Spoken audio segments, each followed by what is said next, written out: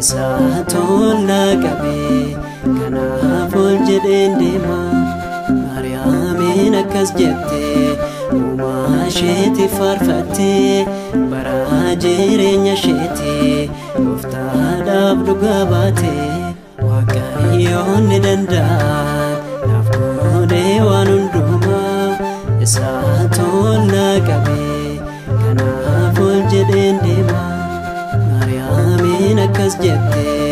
uumaa isheetti faarfatte bara jireenya isheetti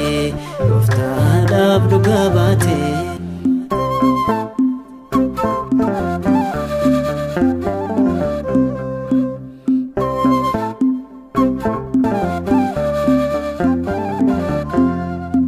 garaan koo Gooftaa kootiif okkubaa saabdeessa Afuurri koos Waaqayyoo fedheellee daawweddeessa gaddeebii garbittiisa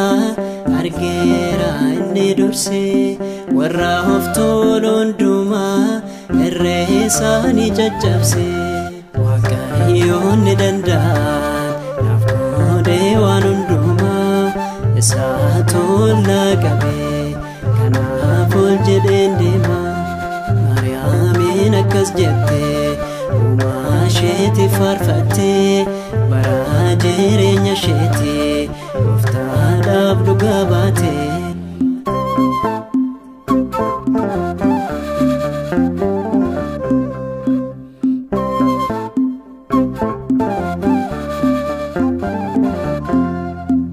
araarri isaas kan ta'e dhaloota dhalootatti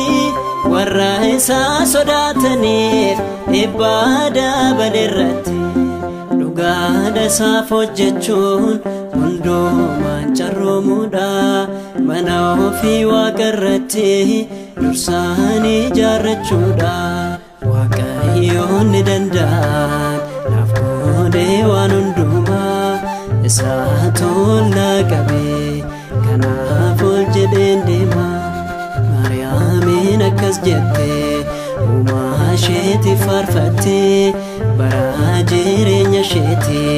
Gooftaadhaaf dhugaa baate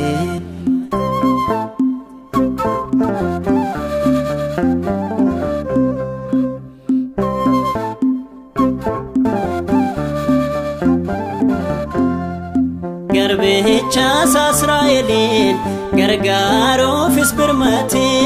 gargaarsa gochuudhaafis qopheessee ni raawwate tokkichaadha kan jiru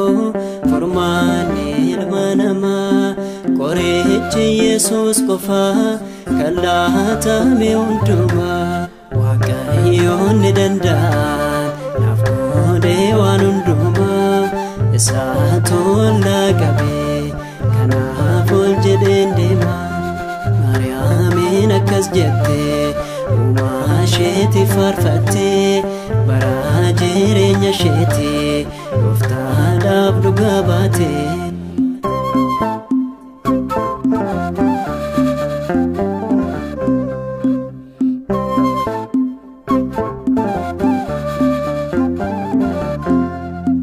isaa manamaadhaaf Maariyaamiin amanamte qajeelummaadhaan isoo Gooftaadhaaf dhugaa baate maaloo ilaalamee